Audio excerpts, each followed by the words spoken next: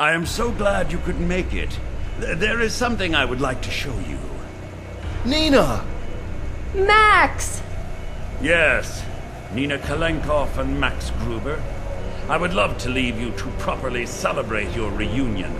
We haven't got the time, I'm afraid. The reason for our little gathering is quite simple. There are some things you want to know and some things that I want to know. You claim it is a coincidence that while in two completely different parts of the world, you happen to develop an interest in the very same matter. How can you expect anyone to believe that? That would be highly unlikely, even if you were total strangers. But in your case, and your collaboration with David Correll of the Church Intelligence Service is certainly more than just coincidence. I don't know who you are working for, but you must know more than you have told me. A lot more. And yet, I am sure you do not know everything. So let us make a deal. I will now show you what you want to know. You see, truth is like an eternal flame. You can try to conceal it, try to shade it, but it cannot be extinguished. And the truth has long stopped hiding its ugly face behind the veil of technology and progress. It shows its terrible grimace day by day. 660 children starve to death every hour. Millions of people slave away in horrible, degrading circumstances, while their bosses become richer and fatter all the time. The deserts are expanding, the polar caps are melting, the ozone hole is growing, the climactic catastrophe is at hand! Every day, we do our best to destroy our planet with all the powers at our command. Today alone, another 140 or so animal and plant species have become extinct. I know, it's terrible. So, can you make this world a better place? Yes, I can. Zandona was a great prophet. Too great for his time. His vision could not be brought to life in the 17th century. Today, things are different. Vision? Zandona never had any visions. He was just a very sick man who wanted to destroy the world. Destroy? How blind you are!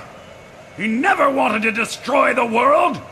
He only wished to root out the evil that is responsible for all the destruction in our world. I will show you. This is La Palma, one of the Canary Islands, a paradise for sun-loving tourists. For us, the island holds quite another fascination, the Cumbre Vieja volcano. The brittle western slope of the volcano is covered in clefts and fissures where water has collected. And now for the interesting part. By placing several bombs in carefully calculated spots, we can use thermonuclear explosions to heat that water so that it will evaporate instantaneously.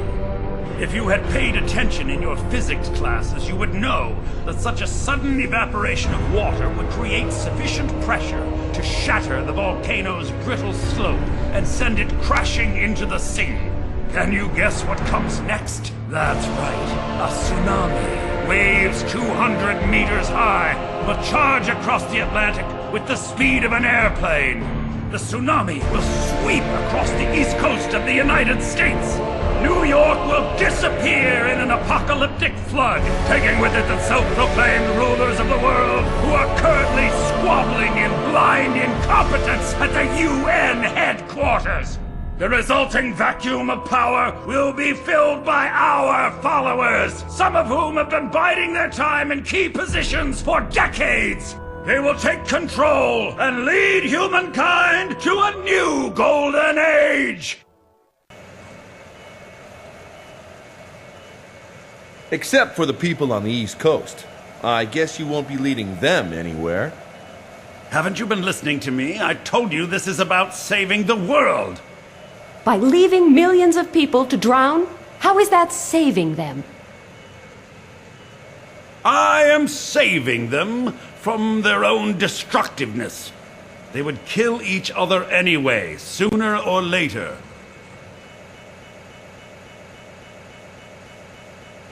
But don't you see? Those who hold the power in this world are leading us to our doom, day by day. But now, we have a chance of seizing this evil by the root and wiping it out, once and for all. Without its rulers, humankind will be as helpless as a flock of sheep without a shepherd. They will turn to God and to Puritas Cordis, for we are the ones who saw the catastrophe coming and who know how to avert any further disasters. And nobody suspects that Puritas Cordis caused those disasters in the first place. It does not befit the sheep to question the will of the shepherd. We will teach people to live devoutly. We will teach them the ways of Zandona, and we will welcome them to the new state of God. They will be led by our supporters, chosen from among the wisest of the wise and the most pious of the devout. And what will your role be in that state? Mine will be the voice that proclaims the will of God. In other words, you will rule over all the rest. So this is really about power, as always. Certainly, the power of the Lord. But that's enough of me, enough of us. I have fulfilled my part of the bargain and told you much that you probably did not know. At least, not in so much detail. Now it's your turn to uphold your end. Who are you working for? What do you know? Who else knows it, and how does the Church Intelligence Service mean to prevent the inevitable? We had an agreement! Talk! Who are we working for? Church Intelligence Service? I don't know what you're talking about, but all that Zandona nonsense seems to have softened your brain. That's the only explanation I can think of. I will not be made a fool of. Very well. You asked for it.